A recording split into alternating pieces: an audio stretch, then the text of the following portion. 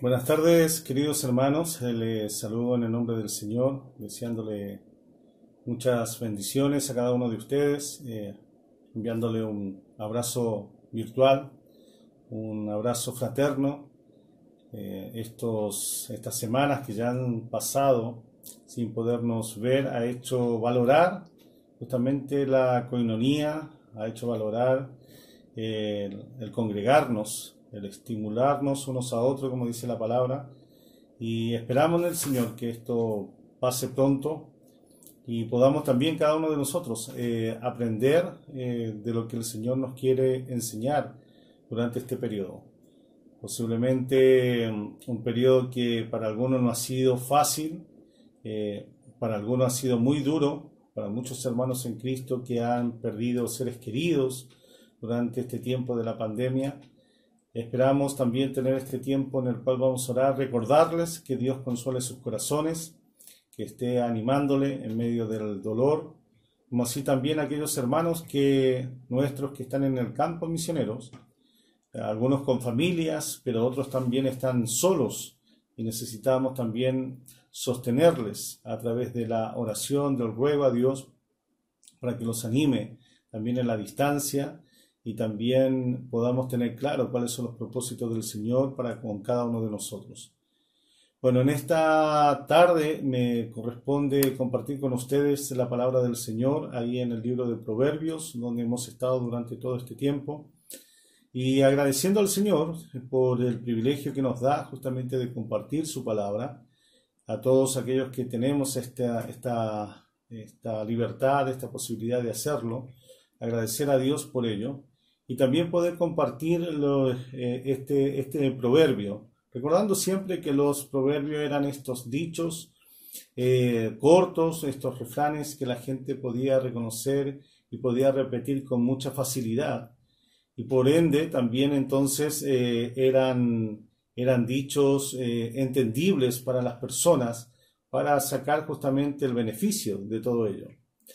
En esta noche me corresponde compartir con ustedes el Proverbio 28:2 y quiero leer lo que dice el proverbio.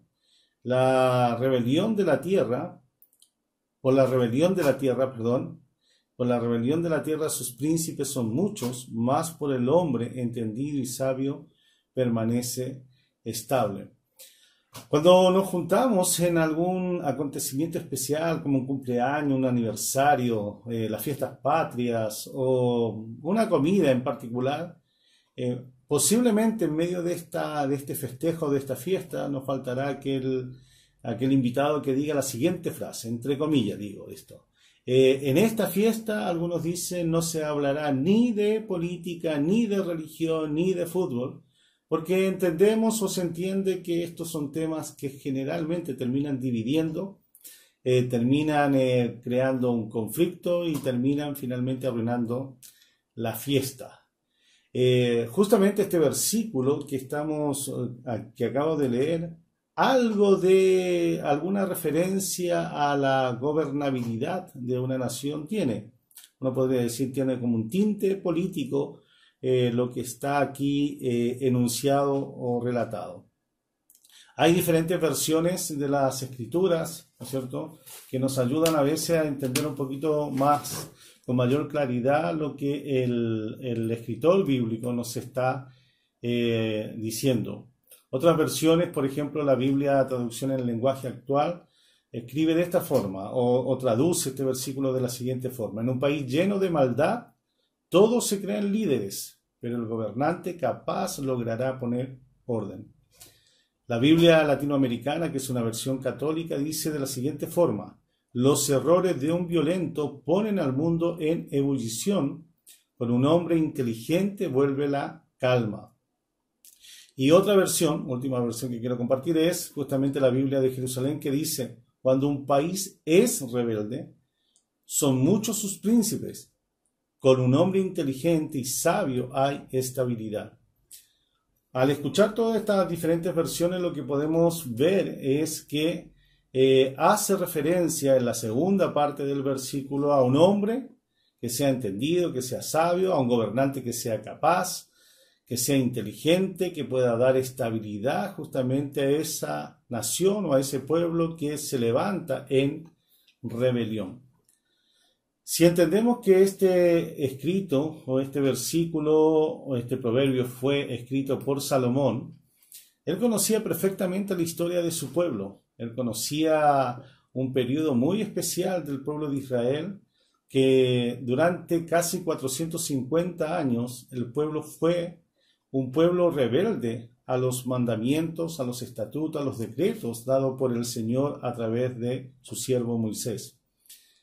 Israel, antes del reino en el cual estaba gobernando o estaba reinando Salomón, ya habían pasado dos reyes anterior a Salomón, como fue el rey Saúl y el rey David, cada uno gobernando por 40 años.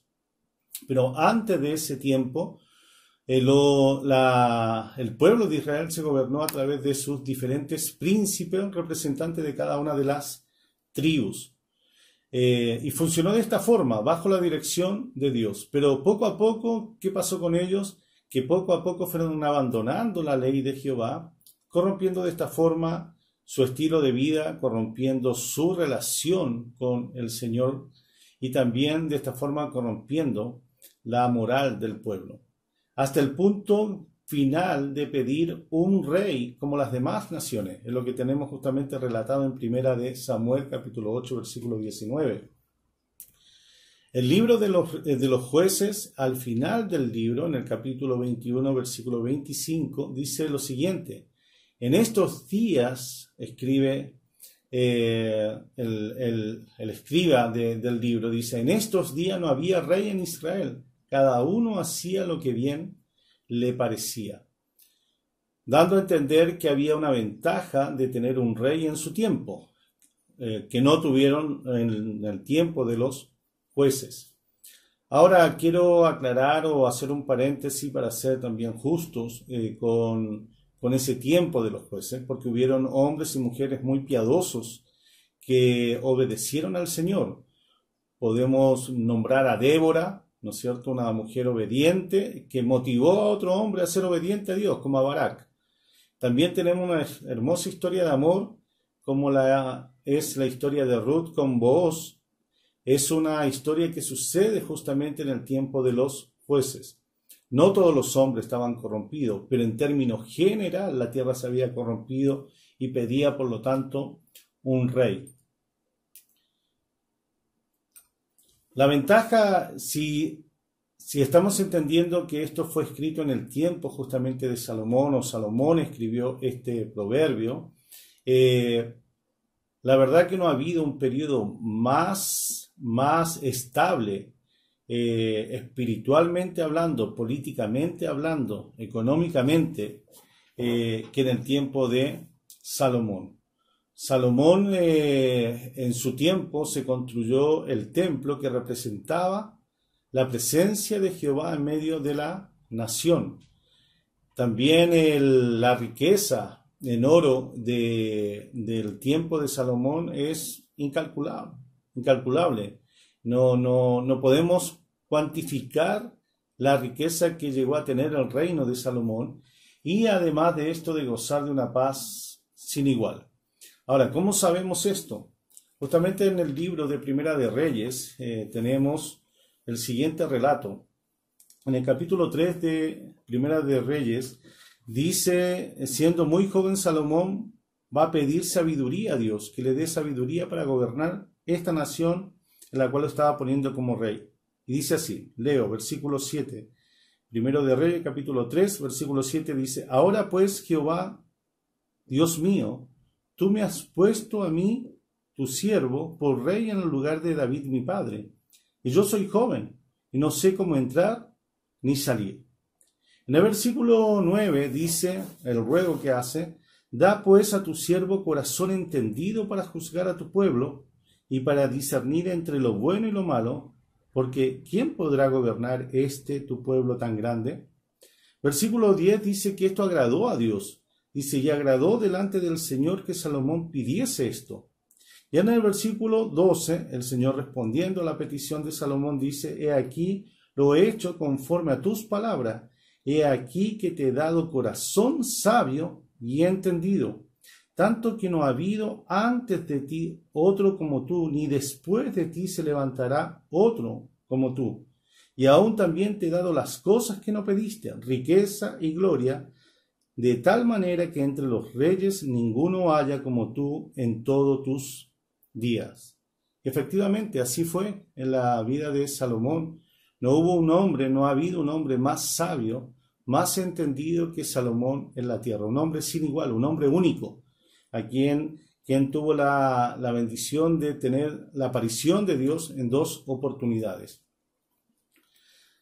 Sin embargo, a pesar de que tenemos a este hombre sabio y entendido, si uno sigue viendo las Escrituras, vamos a llegar al capítulo 11, donde vemos una realidad muy distinta de este hombre, que aún siendo un hombre sabio y entendido, que puso la paz que el gobierno o que el reino de Israel anheló durante tanto tiempo, vamos a encontrarnos en el capítulo 11 con el siguiente relato. Dice, pero, aquí hay un disco pare, ¿no es cierto?, en las Escrituras. Dice, pero el rey Salomón amó, además de la hija de Faraón, a muchas mujeres extranjeras, a las de Moab, a las de Amón, a las de Edom, a las de Sidón, a las Etea, gentes de las cuales Jehová había dicho a los hijos de Israel, no os llegaréis a ella, ni ellas se llegarán a vosotros, porque ciertamente harán inclinar vuestros corazones tras sus dioses. A estas, pues, se juntó Salomón con amor. Esta palabra amor no necesariamente está hablando de un amor ágape, sino de un amor sensual al cual Salomón se unió a estas mujeres. ¿Qué es lo que estamos viendo?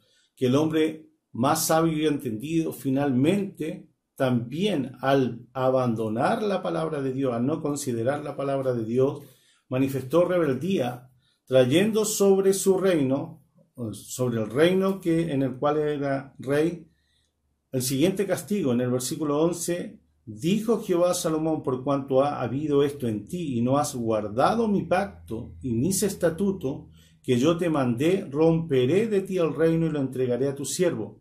Sin embargo, no lo haré en tus días, por amor a David, tu padre, lo romperé de la mano de tu hijo. Lo que tenemos acá, lo que estábamos leyendo en el versículo que nos compete, ahí en Proverbios 28:2, cuando dice, por la rebelión de la tierra, sus príncipes son muchos. Ante una rebelión van a surgir los diferentes líderes, como leíamos en diferentes versiones. Mas por el hombre entendido y sabio permanece estable.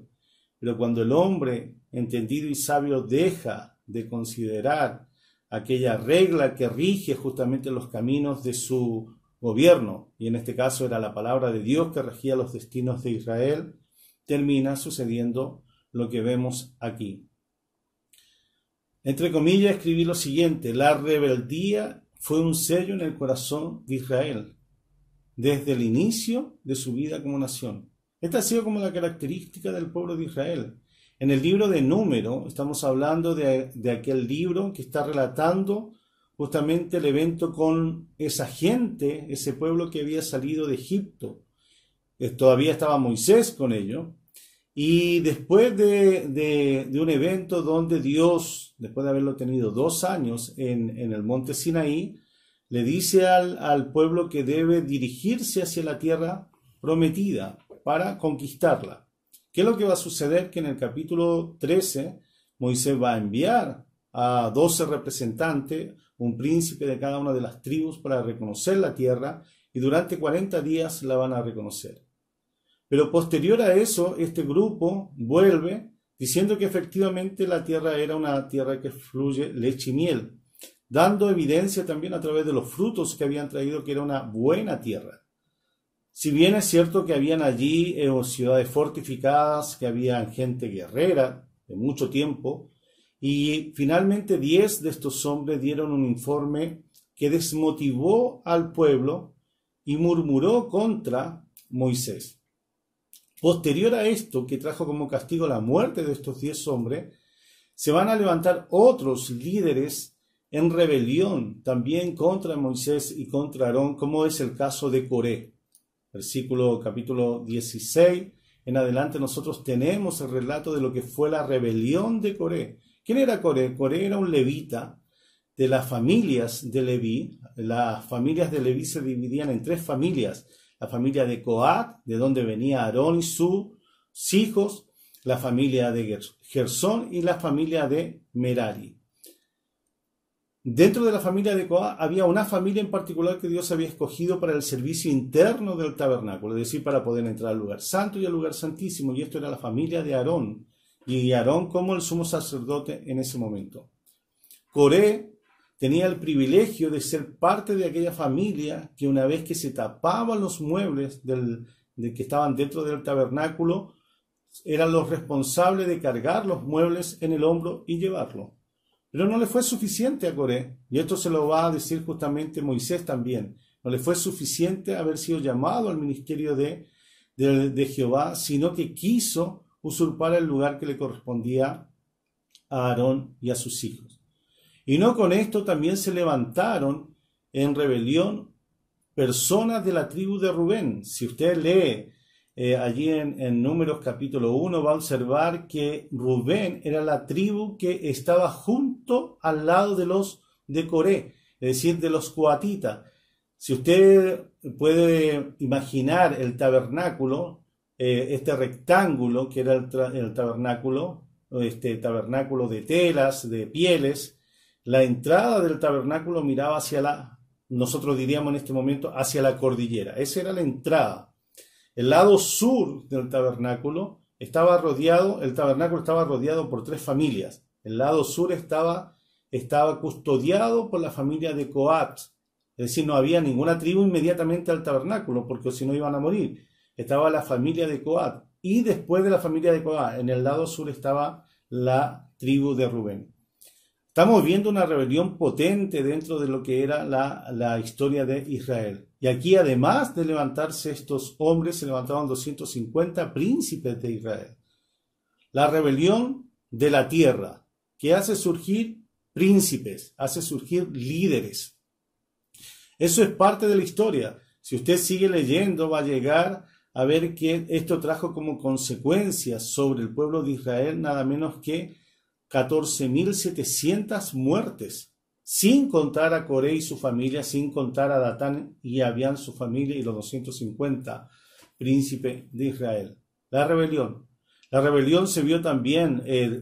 Moisés en el libro de Deuteronomio 31:27 hace referencia justamente también al pueblo, diciendo que él conocía la rebeldía de su corazón y su dura cerviz ante el Señor. Así también lo hizo ver Josué al final del libro. En primera de Samuel, Samuel fue el encargado de ungir al primer rey y lo encara por haber sido rebelde a un mandamiento específico de Dios, que era eliminar toda la descendencia de Amalek. ¿Y qué hizo Saúl? Le perdonó la vida al rey de Amalek y a lo mejor del ganado según lo que ellos consideraban mejor. Rebelión. La rebelión, hermano, cuando estamos hablando de rebelión, es todo aquello que hacemos contra lo que ha establecido Dios claramente en su palabra. Y así, a través de toda la historia, vamos a observar cómo el pueblo de Israel ha sido un pueblo rebelde. Y Dios ha levantado diferentes hombres a través de la historia del pueblo de Israel, que ha dado calma, que ha dado sosiego a la rebelión. La rebelión es esa acción contraria a lo establecido por la palabra, en este sentido, la rebelión contra Dios. La tierra que estábamos viendo aquí, que dice la rebelión de la tierra, esta tierra es sinónimo del pueblo de Israel.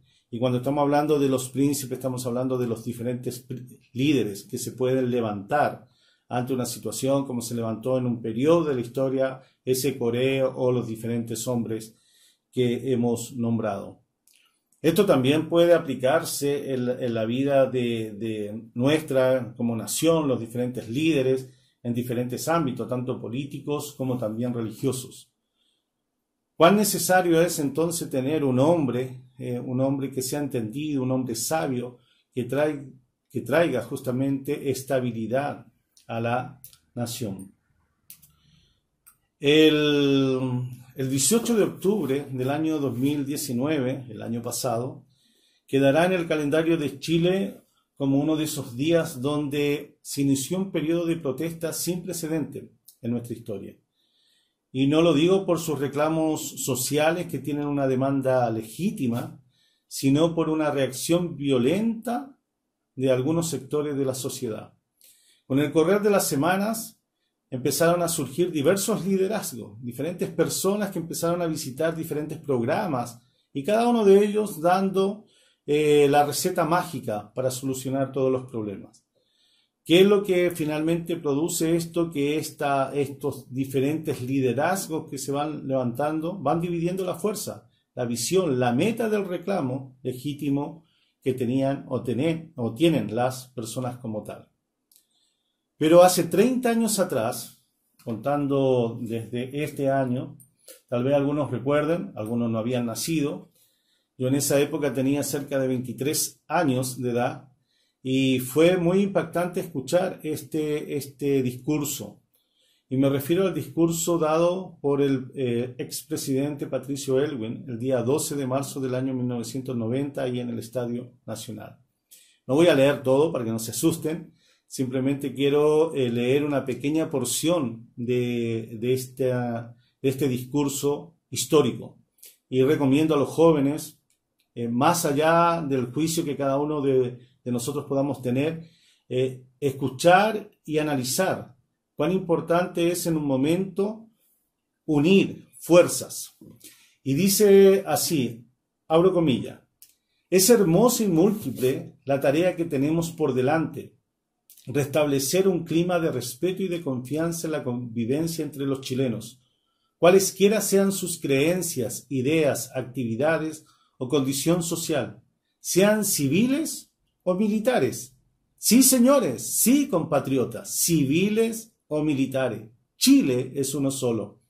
Las culpas de personas no pueden comprometer a todos. Tenemos que ser capaces de reconstruir la unidad de la familia chilena. Si escuchan el discurso van a ver que hay mucha emoción en las palabras del expresidente. Cuando él pronunció la palabra militares en este discurso, el Estadio Nacional explotó en abucheos a esta palabra. Pero aquí fue un hombre que con visión y entendimiento del momento histórico que estaba viviendo nuestro país, dijo lo siguiente: sí, sí, señores, sí, compatriotas, civiles y militares, Chile es uno solo. Este hombre, más allá, como dije en un momento, más allá de la opinión personal que cada uno de ustedes y yo podamos tener, debemos reconocer que este mensaje cobró un sentido muy importante en lo que era reconstruir a nuestro país después de un periodo triste que habíamos vivido como nación. Hace poco, hace unas semanas atrás, mi cuñado mayor me envió un video donde este video hacía referencia que después de esta pandemia, el hombre y la mujer, el ser humano sería mejor que antes. Sería un mejor ser humano, un mejor ciudadano, un mejor padre, un mejor amigo, un mejor marido, etc. Pero esto es utopía, esto no va a ser así. El hombre no cambia por un hecho histórico, ni cambia por una pandemia, ni cambia por una guerra. Es más, tenemos ejemplo de ello. En la Primera Guerra Mundial, sucedida por allá por el año 1914 al 1918, si no me equivoco, y posterior a esto vino lo que se conoce como la peste española, que causó más de 50, 100 millones de muertes, según algunas estadísticas. Y uno podría decir, bueno, después de eso que costó y tuvo un alto costo de vidas y monetario también para los países involucrados en esa guerra, podríamos pensar que finalmente el hombre entendió. Pero no, 20 años más tarde se producía una Segunda Guerra Mundial mucho más cruel, con discriminación, racismo, como jamás lo ha habido hasta este momento.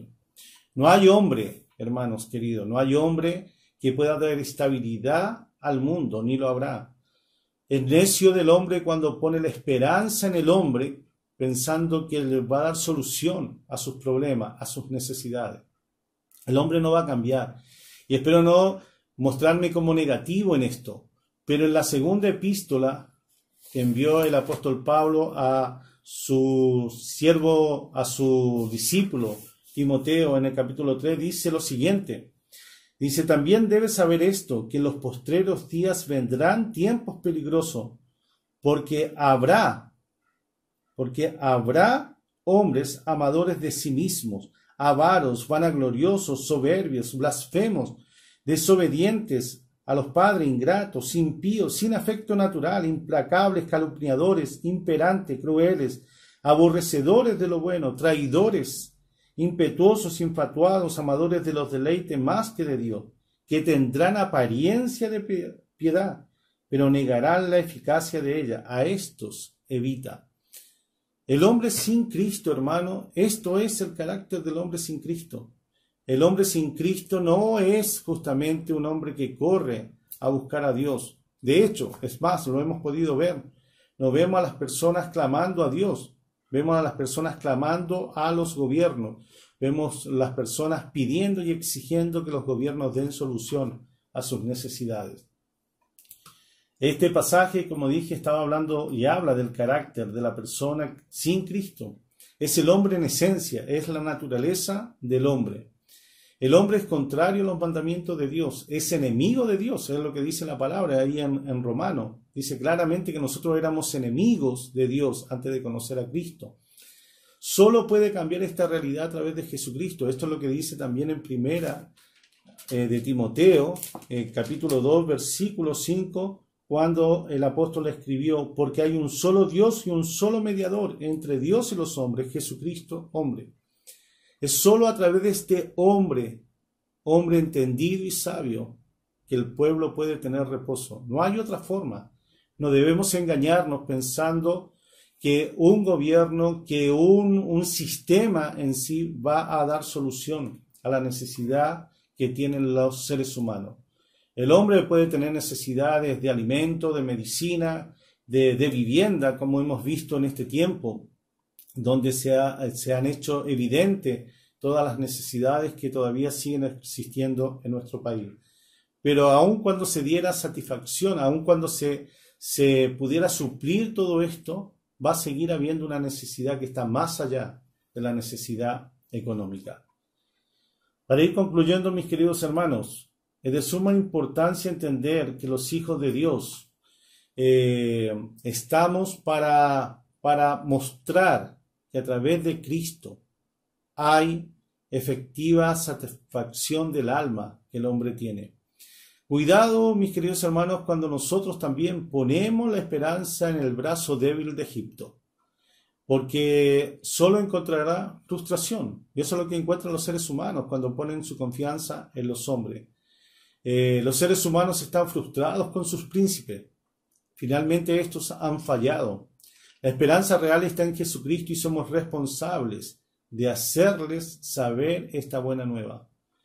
La rebelión de la tierra hace surgir príncipes, hace surgir estos líderes, pero el hombre entendido y sabio es solamente el Señor.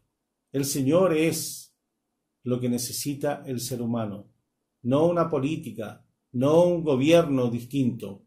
Es el Señor lo que necesita nuestra nación. Y debe ser el ruego, hermano, de nosotros. Rogar que las personas entiendan que no va a ser un hombre, no va a ser un gobierno que dé lo que tanto anhela su alma. Solamente a través de Cristo Jesús esto será posible. Los hombres deben conocer este mensaje y es nuestra responsabilidad de llevar a los hombres y mujeres que están sin Cristo. Y podemos hacerlo aprovechando justamente estas redes sociales en las cuales estamos ahora usando también de compartir el Evangelio con aquellos que aún no conocen a nuestro Señor Jesucristo. Es una persona la que va a dar satisfacción al alma del ser humano. Es una persona que va a dar la paz que necesita esa persona. Y esa persona es nuestro Señor Jesucristo. quiero enviarle muchas bendiciones y que el Señor les siga animando en este tiempo, hasta cuando Él quiera tenernos en esta condición, y seguir agradeciendo al Señor, animándonos unos a otros a través de los saludos, de los videos y también de las oraciones, sustentándonos de esta forma también unos a otros y alentándonos. Así que un fuerte abrazo, bendiciones, gracias por el privilegio de poder compartir la palabra, esperando que ella nutra nuestros corazones y entendiendo que solamente a través del Señor Jesucristo tenemos esta paz de la cual podemos gozar en medio de esta situación. Esa paz que tanto anhela el ser humano, esa paz que tanto necesita nuestra sociedad, está en una persona y es nuestro amado Salvador. Bendiciones, el Señor les bendiga.